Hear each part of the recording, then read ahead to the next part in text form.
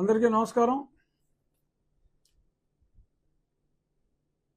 భలే మంచి రోజు, పసందైన రోజు, వసంతాలు పూచే నేటి రోజు.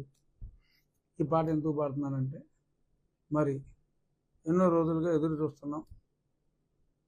మరి కాదంబరి అనే నటిని అతి దారుణంగా మరి ఒక నాయకుడి కోరిక తీర్చడం కోసం, అంటే ఆదేశాన్ని పాటించడం కోసం అక్రమార్కులుగా ముగ్గురు ఐపీఎస్లు తయారై మరి వారి కింద అధికారులని వారి నిమిత్త మాత్రులు ఈ ముగ్గురు ఐపీఎస్లు కీలక పాత్ర వహించి మరి అక్కడి నుంచి ఎత్తుకొచ్చి ఈరోజు సాక్షిలో రాశాడు, అబ్బాబ్బాబ్బా మేము అందరినీ చెప్పి ఎత్తుకొచ్చాం, ఇక్కడ కూడా మేజిస్ట్రేట్ దగ్గరికి తీసుకెళ్ళాం.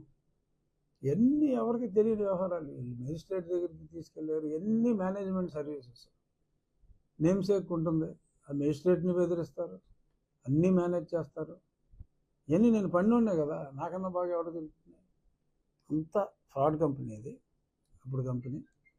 మరి వాళ్ళు ఆ అమ్మాయిని తీసుకొచ్చి దారుణంగా హింసించి కొన్ని అమ్మాయి కంప్లైంట్లో కూడా పెట్టలేకపోయింది. అవి కూడా కొన్ని వివరాలు నాకు వేరే వ్యక్తుల ద్వారా వారి న్యాయవాదులు కూడా ఉంటారు కదా, అందరికీ తెలిసిన వాళ్ళు, కొన్ని చెప్పుకోలేని సమస్యలు కూడా ఉన్నాయి. ఏదేమైనప్పటికీ మరి మొన్న 2 రోజుల క్రితం అమ్మాయి వచ్చి ముగ్గురు పోలీసు అధికారుల పాత్ర గురించి వివరించి చెప్పిన తర్వాత ఎఫ్ఐఆర్ కట్టడం, ఇమీడియట్గా ఒకేసారి ముగ్గురు ఐపీఎస్ని సస్పెండ్ చేయడం అనేది చరిత్ర. ఇప్పటిదాకా ఎవరు చేయలేదు. మరి అది డేరింగ్ నిర్ణయం. డీజీపీ గారు నోట్ పెట్టిన వెంటనే తిరుమలరావు గారు, ముఖ్యమంత్రి వర్యులు చంద్రబాబు నాయుడు గారు ఇమ్మీడియట్గా చర్య తీసుకోవటం జరిగింది. ఇదొక మంచి పరిణామం.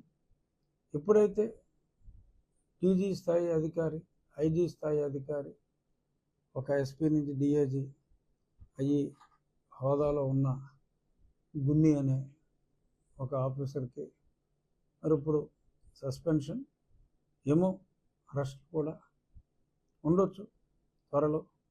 సాక్షిలో రాశాడు వీళ్ళు క్యాట్కి వెళ్తారని సమాచారం అని. సమాచారం ఏముంటుంది, సాక్షి ఆడు మాట్లాడుకుంటూనే ఉంటారు. ఇప్పుడు వాళ్ళు క్రిమినల్స్ పుట్టు కదా, వాళ్ళు మాట్లాడుకుంటూనే ఉంటారు. బహుశా అడ్వైస్ చేసి ఉంటారు క్యాట్కి వెళ్ళమని. చూద్దాం క్యాట్కి వెళ్తే ఏమవుతుందో. ఎక్కడికి వెళ్ళినా మరి అన్యాయం పరిధి దాటి అసలు ఎఫ్ఐఆర్ బుక్ అవ్వకుండానే బొంబాయికి టికెట్లు బుక్ చేసుకుని, దానికి సాక్షులు ఏమంటారంటే వీళ్ళు బొంబాయికి టికెట్లు బుక్ చేసుకుంటే ప్రత్యేక విమానంలో వచ్చారని చెప్పి ఆవిడ కంప్లైంట్లో ఇచ్చింది. ప్రత్యేక విమానంలో వచ్చారా, ముందే బుక్ చేసుకుని వచ్చాడా అనేది అమ్మాయికి అనవసరం. విమానంలో ప్రత్యేకంగా వచ్చారని చెప్పి ఉండొచ్చు, దాన్ని ప్రత్యేక విమానం అని వీళ్ళు అనుకుని ఉండొచ్చు.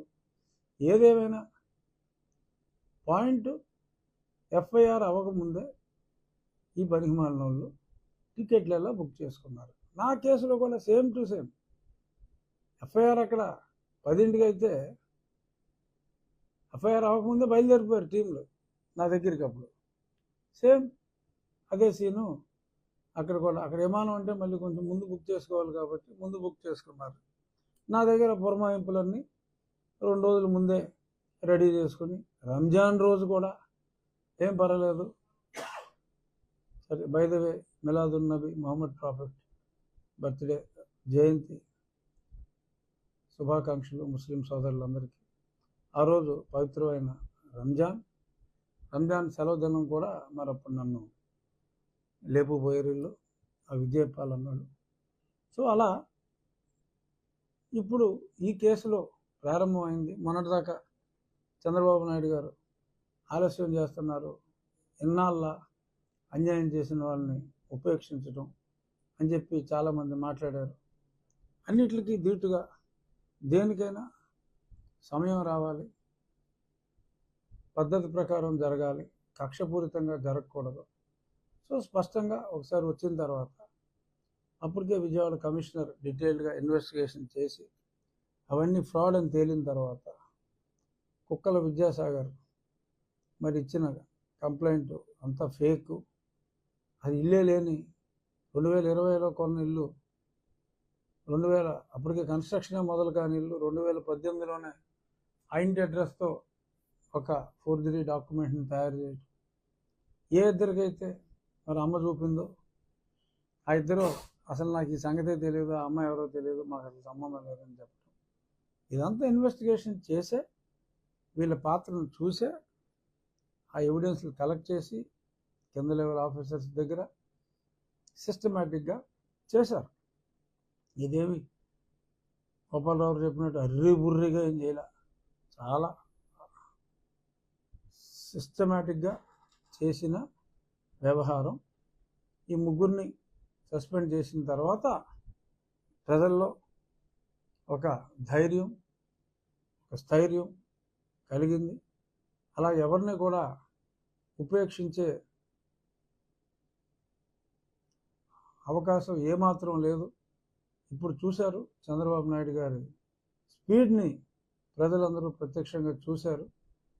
తగిన శిక్ష వాళ్ళకి తప్పకుండా పడుతుంది.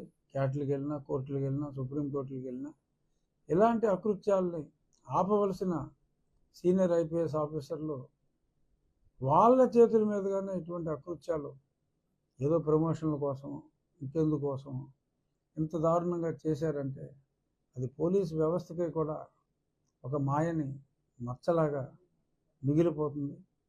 వాళ్ళని తగు విధంగా శిక్షించి ఎవరు తప్పు చేసినా సరే, ఆఖరికి తప్పు చేసింది డీజీ స్థాయి అధికారి అయినప్పటికీ కూడా శిక్షిస్తుంది ఈ ప్రభుత్వం అనే ఒక మంచి మెసేజ్ని ప్రజల్లోకి మరి నిన్న రాత్రి తీసుకొచ్చినందుకు మాటల వ్యక్తి కాదు చంద్రబాబు నాయుడు గారు, చేతల్లో చేసి చూపెట్టే వ్యక్తిని మరి వాళ్ళ తెలుగుదేశం కార్యకర్తలందరికీ కూడా ధైర్యాన్ని కలిగించినందుకు మా ముఖ్యమంత్రి గారికి నేను హృదయపూర్వక అభినందనలు తెలియజేస్తున్నాను. హృదయపూర్వక అభినందనలు తెలియజేస్తున్నాను మా ముఖ్యమంత్రి గారికి. సార్, ఇప్పుడు ఐపీఎస్ని బదిలీ చేశారు, సస్పెండ్ చేశారు. అవును. మీ కేసు దాదాపు 4 సంవత్సరాల నుంచి వైసీపీతో పోరాడారు. మీ అక్రమ అరెస్టులు కానీ నేటి వరకు అంటే మేము వచ్చి 3 నెలలుగా అయింది. అవునండి. కానీ అంత ఆ కేసులో ఉన్న పురోగతి మీ కేసులో ఎందుకు స్పీడ్ అవ్వట్లేదు అంటారు? కారణాలు ఏంటంటారు? కారణాలంటే అంటే ఇక్కడ అదంటే అక్కడ ఒక ఆడపిల్ల, అక్కడ స్పీడ్ లేకపోతే ప్రభుత్వానికి దారుణమైన చెడ్డ పేరు వస్తుంది. ఇంత అలరైన తర్వాత ఎంత స్పీడ్గా చేస్తే అంత మంచిది. నా విషయానికి వస్తే నో డౌట్ నిన్న మీరు అడిగినట్టుగానే ఇవాళ కూడా కొన్ని పేపర్లో కూడా జత్వానీ సంగతి సరే, మరి RRR సంగతి ఏంటి, అంత దారుణంగా హింసించారు,